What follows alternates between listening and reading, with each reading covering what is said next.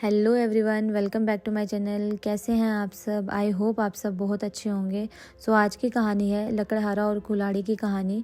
आई hope आपको मेरी कहानियाँ पसंद आ रही होंगी। सो आगे भी मेरी कहानियाँ सुनने के लिए प्लीज़ मेरे चैनल को लाइक एंड सब्सक्राइब कर दीजिए। सो चलिए साथ में शुरू करते हैं आज की कहानी।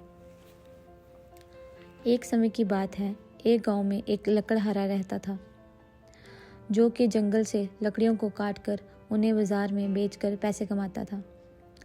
जो भी पैसे उसे लकड़ी को बेचकर मिलते थे वह उसी से अपना और अपने परिवार का पालन पोषण करता था।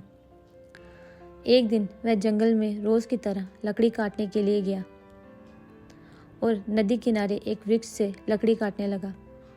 अचानक उसके हाथ से कुल्हाड़ी छूटकर नदी में गिर गई। इससे लकड़हारे को बहुत दुख हुआ और वह नदी में कुल्हाड़ी ढूंढने का प्रयत्न करने लगा, लेकिन उसे नदी में अपनी कुल्हाड़ी नहीं मिली।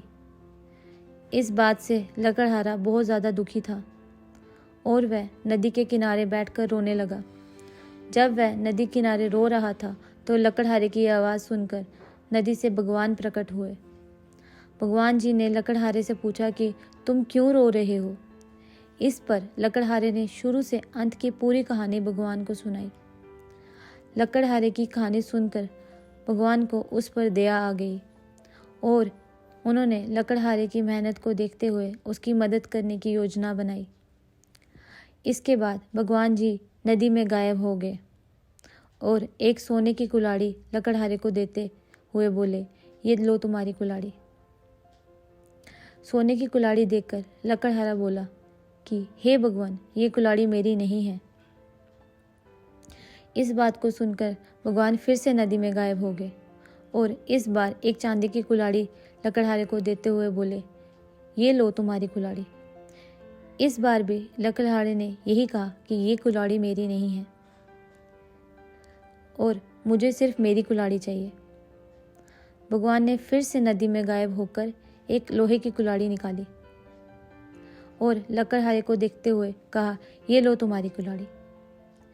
इस बार लकड़हारे के चेहरे पर मुस्कान थी क्योंकि ये कुल्हाड़ी लकड़हारे की थी। उसने कहा, ये मेरी कुल्हाड़ी है। भगवान ने लकड़हारे की ईमानदारी से खुश होकर उसे सोने और चांदी दोनों कुल्हाड़ियाँ भी लकड़हारे को दे दी। इससे लकड़हारा खुशी खुशी घर चला गया। So guys, moral of the story, लकड़हारे की कहानी। इस कहानी से हमें ये सीख मिलती है, हमें हमेशा अपनी ईमानदारी पर ही रहना चाहिए क्योंकि जीवन में ईमानदार व्यक्ति को कोई भी नहीं हरा सकता। So thank you guys. So I hope आपको ये कहानी पसंद आई होगी। Please like and subscribe my channel for more such videos.